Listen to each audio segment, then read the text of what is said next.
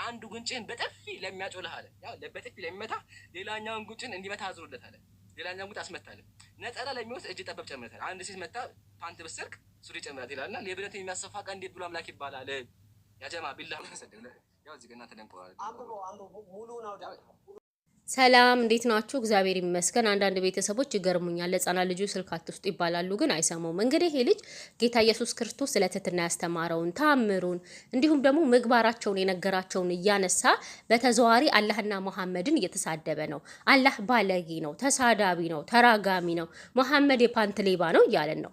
ሱራ 6:39 እነዚያም በአንቀጾቻችን ያስዋሹ ዶንቆሮች፣ ዲዳዎች በጨለማ ውስጥ ያሉ ናቸው። አላህ ማጣመሙ የሚሻውን ሰው ያጣማል። እንግዲህ አላህ ፈልጎ ያጣማል። ከዛን ዶንቆሮ ዲዳ እያለ ይሳደባል። ሱራ 2:18 እነርሱ ዶንቆሮች፣ ዲዳዎች፣ እውሮች ናቸው፣ ስለዚህ እነርሱ አይመለሱም። ሱራ 8:22 ከተንቀሳቃሾች ሁሉ አላህ ዘንድ መጥፎ ተንኮለኞች እነዚያ የማያውቁት ዶንቆሮች ዲዳዎች ናቸው። እንግዲህ በዚህ ልጅ መሰረት አላህ ባለጌ ተሳዳቢ መጥፎ ነው ማለት ነውና ይሄ አካል አምላክ ነው አይባልም እሱ እንዳለን ማለት ነው። እንዲሁም አላህ ተራጋሚ ነው። አላህ ፈጣሪያችን አይደለም አልፈጠረም፣ ግን እኔም በፈጠረኝ አምላክ ስም እየማለ ይራገማል። ሱራ 9:30 አይሁድ ኡዜር ያላ ልጅ ነው አለች፣ ክርስቲያኖቹም አልመሲህ ያላ ልጅ ነው አሉ። ይህ ባፎቻቸው የሚናገሩት ቃላቸው ነው። የነዚያን ከነርሱ በፊት የካዱትን ሰዎች ቃል ያመሳስላሉ።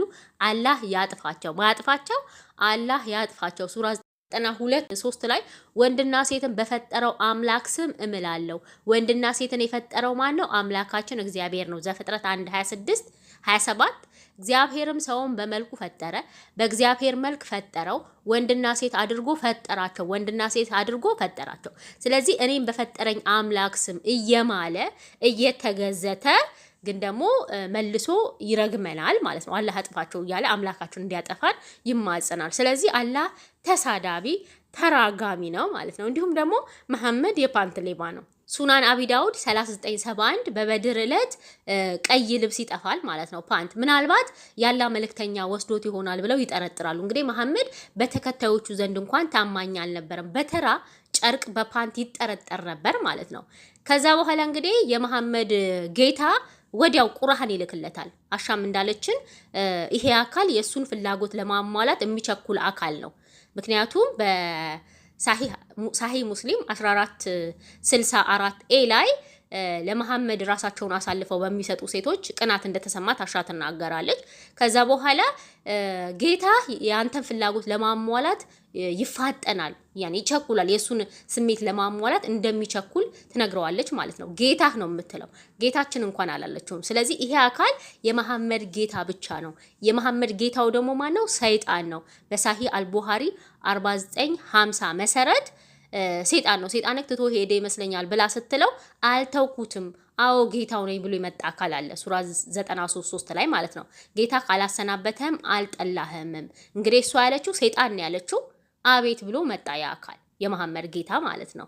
ያ የመሐመድ ጌታ ደግሞ የናሻ እንኳን ጌታ አይደለም። ጌታ ያንተን ፍላጎት ለማሟላት ይፈጥናል ነው ያለችው። የፓንቱ ሌባ ማን ነው? መሐመድ ነው። ወይ እንግዲህ ይሄን በተሳሳተ መንገድ ተረድቶት ሊሆን ይችላል መሐመድ ጌታ ኢየሱስ ስለትትና ያስተማረውን መሐመድ ስለ ስርቆት መስሎት ይሆን እንዴ? ነው እንግዲህ አንተም እንደዛ ነው ያስረዳሃል። የሰራት አመዱ ሰዎችን ማስከር ነው። የተከበረ አካል እንዲህ ብሎ ሰዎች ያሰክራል። ክርስቲያን ወገኖቻችን እንዲሁም የአላህን ታምር እያጣጣለ ነው። ሱራ 16:67 ከዘንባባዎችና ከወይን ፍሬዎች እንመግባቸዋለን፣ ከእርሱ ጠጅና መልካም ምግብን ትሰራላችሁ፣ በዚህም ውስጥ ለሚያስቡ ህዝቦች በእርግጥ ታምራለን። ምን አለን? ተአምራለን። ስለዚህ ይህንን የአላህን ታምር እያጣጣለ እየተሳደበ ነው። አላህ ሰካራም ነው፣ እንዴት አስካሪ መጠጥ ታምር ይላል እያለ ነው። እንዲሁም ሱራ 83:25 ተጥራርቶ ከታተመ ጠጅ ይጠጣሉ። እንዲሁም ሱራ 47:15 ላይ የወይን ጠጅም ወንዞችም ከተነጠረ ማርም እያለ ይቀጥላል ማለት ነው። ስለዚህ ይሄ ለዚህ ወገናችን መጥፎ ነገር ነው። ያ አላህን እየሰደ